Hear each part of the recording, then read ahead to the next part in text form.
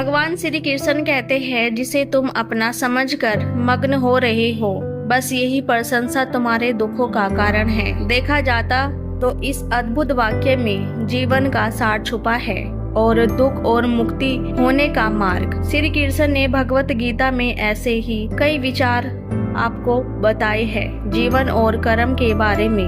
भगवान श्री कृष्ण के गीता और महाभारत के युद्ध में कही गई बातें आज भी लोगों के जीवन में एक दिशा दिखाती है। कर्म का फल व्यक्ति को उसी तरह ढूंढ लेता है जैसे व्यक्ति कर्म करने से कभी छुटकारा नहीं पा सकता। अमीर बनने के लिए एक क्षण संग्रह करना पड़ता है, किंतु भगवान श्री कृष्ण इस संसार के पहले मोटिवेशन स्पीकर कहे जाते हैं। उनके द्वारा गीता और महाभारत के युद्ध में कई ऐसी बातें आज भी लोगों को जीवन में एक नई दिशा दिखाती है। श्री कृष्ण ने कर्म, धर्म और व्यवहार से जुड़ी कई ऐसे विचार दिए जिन्हें जानकर आपको इस संसार में एक प्रेरणा के साथ जीने में मदद मिलती है। गीता में श्री कृष्ण ने बताया है कि लोग पाप क्यों करते हैं, जाने पाप करने से बचने का मार्ग भी। आपके कर्म ही तय करते हैं कि आप स्वर्ग जाएंगे या नरक की आग में जलेंगे। इन 3 बुराइयों की वजह से आपको कभी नहीं होगी स्वर्ग की प्राप्ति।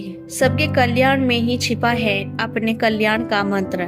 निस्वार्थ भाव से की गई सेवा ही सार्थक है। कर्ण के अपमानजनक जीवन की वजह थी उसके पूर्व जन्म के कर्म, जाने कैसे भुगता उसने अपने पिछले जन्म का पाप। भगवान श्री कृष्ण ने महाभारत के जरिए हमें ज्ञान की प्राप्ति करवाने की कोशिश की है।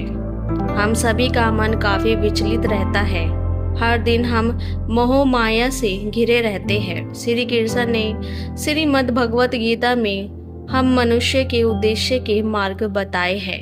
श्री कृष्ण कहते हैं, क्रोध से उत्पन्न होता है मोह और मोह से स्मृति विभ्रम। स्मृति विभ्रम होने पर बुद्धि का नाश होता है और बुद्धि के नाश होने से वह मनुष्य नष्ट हो जाता है। समय की नदी निरंतर बहती रहती है। अपने कार्यों को बेकड़क बनाने दे जो उद्देश्य की लहर पैदा करते हैं। मैं सभी प्राणियों के हृदय में विद्यमान हूँ। जीवन में कभी मौका मिले तो किसी के लिए साथी बनना स्वार्थी नहीं। सेहत के लिए योग और किसी की जरूरत का सहयोग, दोनों से ही जीवन बदलता है। किसी के प्रति मन में क्रोध लिए रहने की अपेक्षा उसे तुरंत प्रकट कर देना अधिक अच्छा है। जैसे क्षण भर में जल जाना देखकर सुलगने से अधिक अच्छा है। मन एक बगीचा है, खुशी के फल पाने के लिए सकारात्मक विचारों के बीज बोए। हम कृष्ण के, कृष्ण जी हमारे हैं, हम सब कान्हा के सहारे हैं। हे कन्हैया, हम पर कृपा कीजिए, हम तो चरणों के दास तुम्हारे हैं।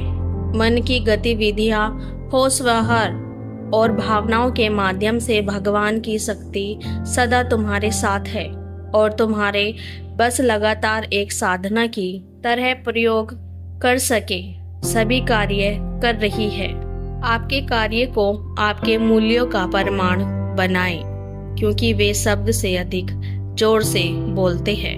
आत्मा पुराने शरीर को वैसे ही छोड़ देती है जैसे मनुष्य पुराने कपड़ों को उतारकर नए कपड़े धारण कर लेता है। धर्म से भरा हृदय धर्म का परामर्श देता है और अधर्म से भरा हृदय अधर्म का परामर्श देता है। तुम उसके लिए शोक करते हो जो शोक करने के योग्य नहीं है और फिर भी ज्ञान की बात करते हो।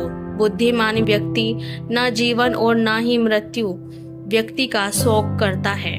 जिस प्रकार चंद्रमा सूर्य के प्रकाश को प्रतिबिंबित करता है, उसी प्रकार निस्वार्थ कार्य के माध्यम से अपने भीतरी परमात्मा को प्रतिबिंबित करे। मैं ऊषा देता हूँ, मैं वर्षा देता हूँ और मैं रोकता भी हूँ। मैं अमृता भी हूँ और मृत्यु भी। जो किसी दूसरे पर शक करता है उसे किसी भी जगह पर खुशी नहीं मिल सकती। अपनी पीढ़ी के लिए संसार को दोष मत दो, अपने मन को समझाओ। तुम्हारे मन का परिवर्तन ही तुम्हारे दुखों का अंत है। अपने कुशल धनुर्धर की तरह अपने विचारों को आत्म साक्षात्कार के लक्ष्य की ओर लक्षित करें और अपना ध्यान भटकने ना दे। अपने जरूरी कार्य करना बाकी गलत कार्य से बेहतर है। प्रेम सदैव माफी मांगना पसंद करता है और अहंकार सदैव माफी सुनना पसंद करता है। अगर तुम अपना कल्याण करना चाहते हो तो सभी तरह के उपदेशों, सभी धर्मों को छोड़कर मेरी शरण में आ जाओ। मैं तुम्हें मुक्ति प्रदान करूंगा। जीवन की नदी अनमोल बूंदों की तरह क्षणों को लेकर बहती है। प्रत्येक को संजोए क्योंकि वे आपके अस्तित्व का महासागर बनाती है। ध्यान की शांति में अपनी आत्मा की फुसफुसाहट सुने जो आपको शाश्वत सत्य की ओर मार्गदर्शक करती है। कर्म ना करने से बेहतर है कैसा भी कर्म करना। निर्बलता अवश्य ईश्वर देता है, परंतु मर्यादा मनुष्य का मन खुद निर्माण करता है। धर्म चाहे जो भी हो, अच्छे इंसान बनो। हिसाब हमारे कर्म का होगा, धर्म का नहीं। प्रत्येक सूर्यास्त जीवन की नश्वरता की याद दिलाता है। यह आपको प्रत्येक गुजरते पल की सुंदरता को सजाने के लिए प्रेरित करता है। यह दुनिया एक पाठशाला है और ईश्वर इसके गुरु। वे कठिन परीक्षा केवल काबिल व्यक्ति की ही लेते हैं। पूर्णता के लिए नहीं बल्कि प्रगति के लिए प्रयास करें। यात्रा ही वह पेंटिंग है जिस पर आप अपने विकास को चित्रित करते हैं।